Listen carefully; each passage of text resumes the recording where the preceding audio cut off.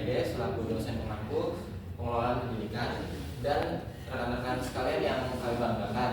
Nah, sebelum kita masuk ke materi, izinkan kami memperkenalkan diri kami terlebih dahulu. Perkenalkan, nama saya Riando Justinus Kalakuan. Saya Jamsla Putri. Nah, langsung saja kita masuk ke dalam materinya.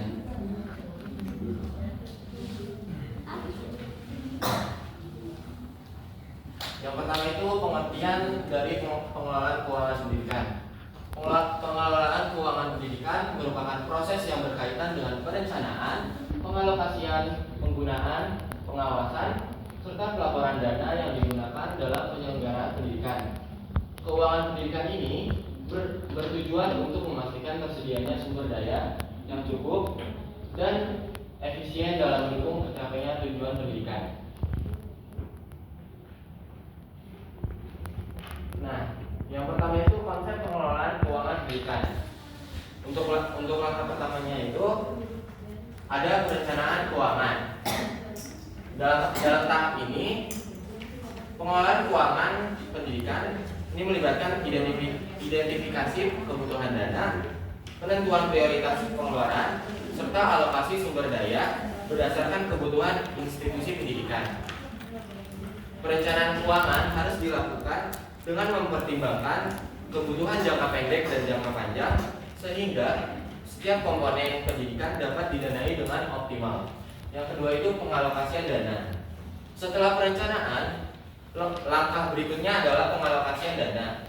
Dana ini harus didistribusikan secara adil dan sesuai dengan prioritas yang telah ditetapkan. Alokasi ini juga mencakupi bagaimana dana dibagi antara biaya operasional rutin seperti gaji guru dan staf, biaya pembelian peralatan, pemeliharaan infrastruktur, serta dana pengembangan pendidikan. Nah, langkah yang selanjutnya itu penggunaan dan pengelolaan dana. Dalam penggunaan dana harus dilakukan secara efektif dan efisien. Institusi pendidikan perlu memastikan bahwa setiap pengeluaran memberikan dampak maksimal pada kualitas pendidikan. Manajemen dana yang baik meliputi mekanisme kontrol internal untuk mencegah penyalahgunaan dan memastikan transparansi dalam pengeluaran. Yang selanjutnya itu pengawasan dan akuntabilitas. Maksudnya ini pengelolaan keuangan pendidikan harus diawasi secara ketat baik oleh lembaga pendidikan sendiri maupun oleh pihak eksternal seperti auditor independen. Akuntabilitas dalam pengelolaan keuangan mencakup pelaporan yang transparan dan bertanggung jawab mengenai penggunaan anggaran kepada pihak yang berkepentingan seperti pemerintah, masyarakat, atau donor. Dan yang selanjutnya itu pelaporan keuangan. Setiap institusi pendidikan wajib menyusun laporan keuangan yang berisi rincian pengeluaran dan pemasukan, serta evaluasi terkait dengan pencapaian tujuan yang direncanakan. Nah, pelaporan ini hanya mencakup aspek finansial, tetapi juga dampak terhadap pentingnya kualitas pendidikan. Selanjutnya akan dilanjutkan oleh rekan saya. Selanjutnya ada implementasi kebijakan pengelolaan keuangan pendidikan. Jadi implementasi kebijakan pengelolaan keuangan pendidikan sangat dipengaruhi oleh kebijakan pemerintah, peraturan yang berlaku, serta kondisi ekonomi dan sosial suatu negara atau wilayah. Kebijakan ini mengatur bagaimana dana pendidikan dialokasikan, dikelola, dan dipertanggungjawabkan oleh lembaga pendidikan. Selanjutnya ada langkah-langkah dalam implementasi kebijakan pengelolaan keuangan pendidikan. Yang pertama itu ada penyusunan kebijakan anggaran pendidikan, yaitu pemerintah pusat dan daerah memiliki tanggung jawab untuk menyusun kebijakan anggaran pendidikan yang disesuaikan dengan kebutuhan setiap tingkat pendidikan. Kebijakan ini mencakup besaran anggaran, sumber pendapatan, serta mekanisme pendistribusiannya ke sekolah-sekolah atau lembaga pendidikan lainnya. Yang kedua itu ada alokasi dana pendidikan. Alokasi dana pendidikan biasanya dibagi berdasarkan tingkatan pendidikan seperti dasar, menengah, dan tinggi. Selain itu, perhatian khusus juga diberikan untuk alokasi dana pendidikan inklusif, daerah terpencil atau kelompok masyarakat kurang mampu. Dana ini biasanya bersumber dari anggaran pemerintah, APBN atau APBD, hibah internasional, serta kontribusi masyarakat. Yang ketiga ada implementasi di sekolah. Setiap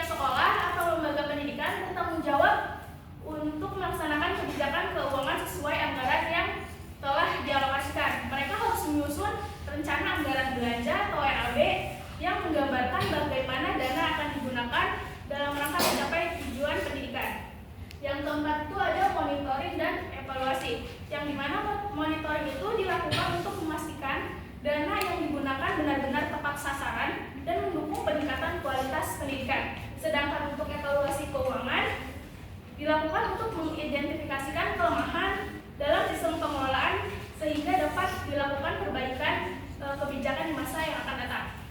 Selanjutnya ada pelaporan dan akuntabilitas publik. Jadi sekolah dan lembaga pendidikan harus menyusun laporan keuangan yang terperinci dan akurat sesuai dengan standar akuntansi yang berlaku. Laporan ini biasanya diaudit oleh pihak eksternal atau untuk memastikan kebenaran dan transparansinya. Selain itu, laporan keuangan ini harus disampaikan kepada masyarakat sebagai bentuk akuntabilitas publik dalam penggunaan dana pendidikan. Nah, selanjutnya di sini ada tantangan dalam implementasi kebijakan pengelolaan keuangan pendidikan. Ada beberapa tantangan yang sering dihadapi dalam implementasi kebijakan pengelolaan keuangan pendidikan ini. Yang pertama ada keterbatasan sumber dana. Keterbatasan sumber dana ini jadi tidak semua daerah atau lembaga pendidikan tidak memiliki akses yang memadai terhadap sumber dana.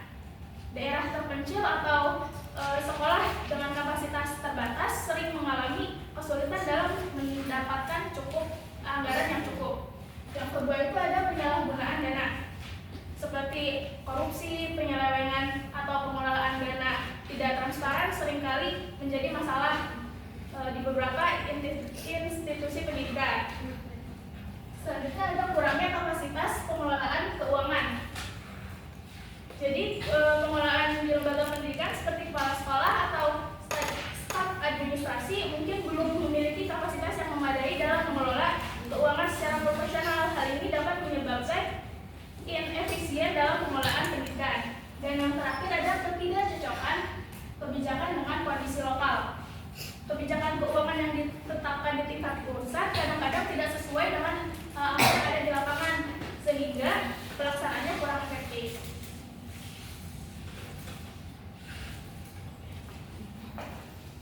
Selanjutnya kita akan buka sesi tanya jawab.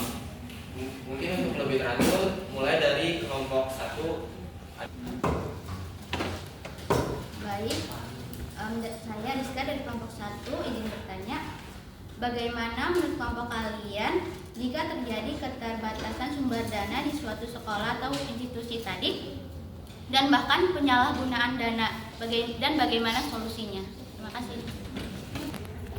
Saya Alia dari kelompok 2. Pertanyaannya, apa solusi dari tantangan kurangnya kapasitas pengelolaan keuangan? Terima kasih. Saya Raffi dari kelompok 3. Pertanyaannya, bagaimana proses perencanaan anggaran dalam kebijakan pengelolaan keuangan pendidikan dapat mempengaruhi kualitas pembelajaran dan fasilitas pendidikan? Terima kasih. Perkenalkan, saya Ajeng dari kelompok 4 ingin bertanya, apa saja kendala utama yang sering dihadapi oleh sekolah dalam pengalokasian dana pendidikan secara efektif? Terima kasih. Perkenalkan, dengan saya Nurmala dari kelompok 6 izin bertanya, bagaimana cara mengelola keuangan pendidikan agar selaras dengan kebutuhan program-program pembelajaran? Terima kasih. Perkenalkan, nama saya Arif, saya dari kelompok 7. Bagaimana cara memastikan transparansi dan akuntabilitas dalam pengelolaan keuangan pendidikan? Perkenalan, saya dari kelompok 8 ingin bertanya, apa saja prinsip yang perlu diperhatikan agar pengelolaan keuangan pendidikan dapat terlaksana dengan baik? Nah, gimana sih cara menyusun anggaran yang efektif dan efisien untuk sebuah lembaga pendidikan? Terima kasih. Saya Rifki dari kelompok 11. Siapa saja pihak yang perlu bersinergi dalam implementasi kebijakan pengelolaan keuangan pendidikan? Rinda dari kelompok 12, apa saja indikator keberhasilan dalam mengelola keuangan pendidikan? Kenalkan, nama aku Maula dari kelompok 13. Kira-kira apa aja sih faktor penyebab yang mengarah pada penyalahgunaan dana dalam pengelola keuangan pendidikan? Terima kasih.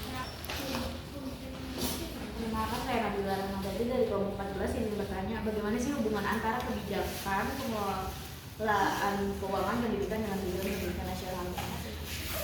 Baik, saya dari kelompok 5 izin bertanya, apa saja poin utama yang perlu diperhatikan dalam pengawasan dan pertanggungjawaban pengelolaan keuangan pendidikan?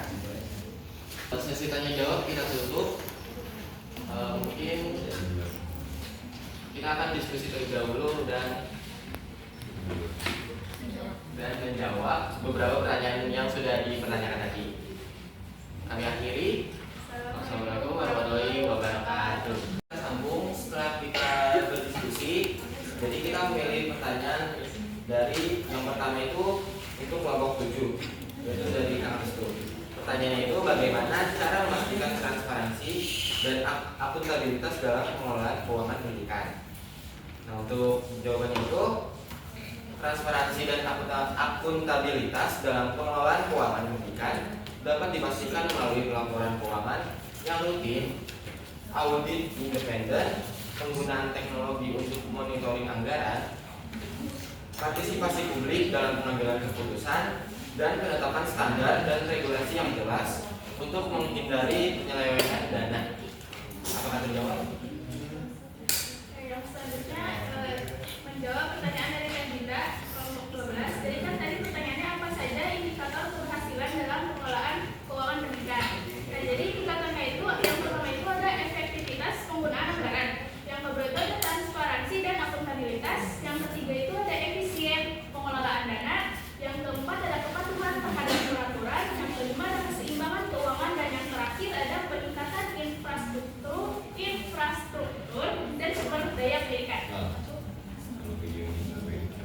Nah, untuk pertanyaan selanjutnya dari kelompok 13 yaitu Tenggelam. Tadi pertanyaannya itu apa saja faktor penyebab yang mengarah pada penyalahgunaan dana dalam pengelolaan keuangan pendidikan. Nah, untuk jawabannya itu faktor penyebab penyalahgunaan dana dalam pengelolaan keuangan pendidikan meliputi kurangnya transparansi, pengawasan yang lemah, birokrasi yang korup, lemahnya akuntabilitas, kurangnya partisipasi publik, dan celah dalam regulasi atau kebijakan keuangan. Apakah terjawab? Baik, selanjutnya kita akan membacakan kesimpulan dari materi ini. Jadi kesimpulannya itu pengelolaan keuangan pendidikan yang baik adalah kunci untuk menciptakan pendidikan yang berkualitas. Dengan kebijakan yang tepat, pelaksanaan yang transparan, serta pengawasan yang ketat, dana pendidikan dapat digunakan secara optimal untuk mendukung tujuan-tujuan pendidikan nasional. Implementasi yang baik juga membutuhkan sinergi antara pemerintah, sekolah, dan masyarakat dalam memastikan bahwa setiap dana yang dikeluarkan memberikan dampak yang signifikan terhadap kualitas pendidikan.